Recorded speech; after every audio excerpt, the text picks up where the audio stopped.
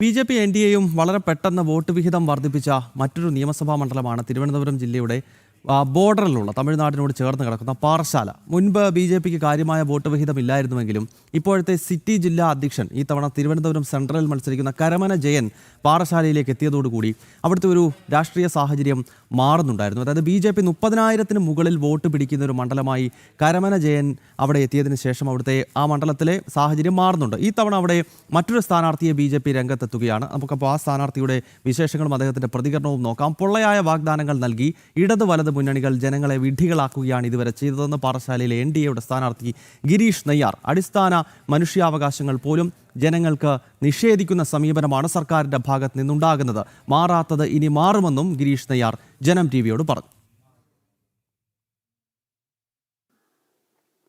പാറശാല മണ്ഡലം എൻ.ഡി.എ സ്ഥാനാർത്ഥി ഗിരീഷ് നെയ്യാറിന്റെ പ്രചരണം തുടരുകയാണ്. അദ്ദേഹം നമ്മളോടൊപ്പം ചേരുന്നു. എങ്ങനെ ഈ പ്രചരണങ്ങളൊക്കെ? നന്നായിട്ട് പോകുന്നു. വലിയ നല്ല ഒരു പ്രതീക്ഷയാണ്. കാരണം ജനങ്ങൾ, ഇവിടുത്തെ പാറശാല നിയോജകമണ്ഡലത്തിലെ ജനങ്ങൾക്ക് ഒരുപാട് ബേസിക് ആയിട്ടുള്ള ആവശ്യങ്ങൾ ഇപ്പോഴും പരിഹരിക്കപ്പെടാതെ കിടക്കുകയാണ്. അപ്പോൾ അതൊക്കെ നമ്മളിവിടെ പാറശാല മണ്ഡലം വികസിച്ചു, അത്രമാത്രം ഇനി ദരിദ്രർ ഇല്ല, അല്ലെങ്കിൽ ജനങ്ങളുടെ അടിസ്ഥാന ആവശ്യങ്ങളെല്ലാം പൂർത്തിയായി എന്നുള്ള നിലയ്ക്കാണ് ഇവിടെയുള്ള പ്രചരണമെല്ലാം. അതിദാരിദ്ര്യമുക്തം എന്നൊക്കെയാണ്. അതിദാരിദ്ര്യമുക്തമാണെങ്കിൽ എന്തിനാണ് നമ്മൾ കിറ്റ് കൊടുക്കുന്നത്? കിറ്റ് കൊടുത്തും അതുപോലെ തന്നെ 1000 രൂപ 500 രൂപയൊക്കെ കൊടുത്തുമൊക്കെയാണ് നമ്മുടെ സമൂഹത്തിലെ പല അമ്മമാരെയൊക്കെ നിലനിർത്തുന്നത്, അവരുടെ ആവശ്യങ്ങൾ. അപ്പോൾ അതൊക്കെ അത് തന്നെ തെളിവാണല്ലോ. നമ്മുടെ സമൂഹം, നമ്മുടെ ആൾക്കാർ ഇപ്പോഴും എവിടെയാണോ സ്റ്റാർട്ട് ചെയ്തിട്ടുള്ളത് ആ ഒരു അവസ്ഥയിൽ തന്നെയാണ് ഇപ്പോഴും കിടക്കുന്നത് എന്നുള്ളത്. അപ്പോൾ അതിനൊക്കെ ഒരു ബേസിക് ആയിട്ടുള്ള ഒരു മാറ്റം മാറ്റം വരണമെന്ന് ഇവിടുത്തെ ജനങ്ങൾക്ക് വളരെ അതിയായ ആഗ്രഹമുണ്ട്.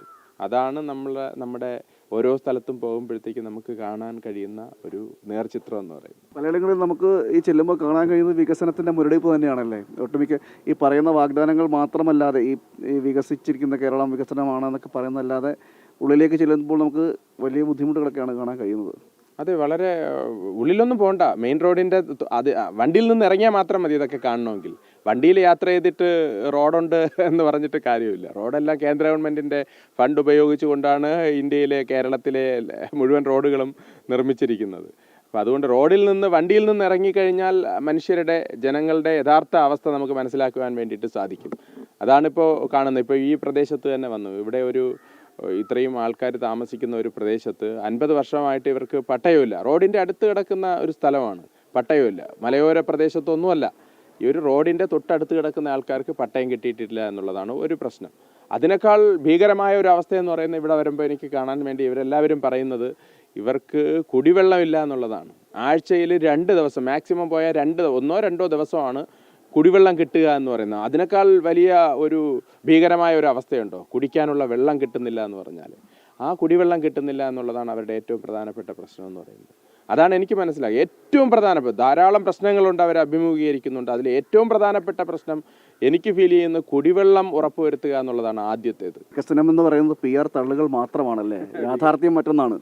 വികസനം എന്ന് പറയുന്നത് ജനപ്രതിനിധികളുടെയും അതുപോലെ തന്നെ അവരുടെയൊക്കെ കൂടെ നിൽക്കുന്ന ആൾക്കാരുടെയും PR ഏജൻസിയുടെയും ഒക്കെ പോക്കറ്റ് വികസിക്കുന്നതായിരിക്കാം വികസനം എന്നതുകൊണ്ട് അവരുദ്ദേശിക്കുന്നത്.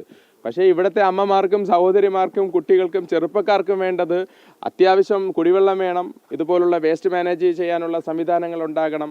അതുപോലെ അവർ കയറി കിടക്കുന്ന ഭൂമി അവർക്ക് അവകാശപ്പെട്ടതാണെങ്കിൽ 50 വർഷമായിട്ട് കിടക്കുന്നു എന്ന് പറഞ്ഞാൽ അവർക്ക് അവകാശപ്പെട്ടതല്ലേ. അപ്പോൾ ആ അവകാശപ്പെട്ട ആ ഭൂമിക്ക് പട്ടയം കൊടുക്കണം. അടിസ്ഥാനമായിട്ടുള്ള കാര്യങ്ങളാണ് ഇതൊക്കെ.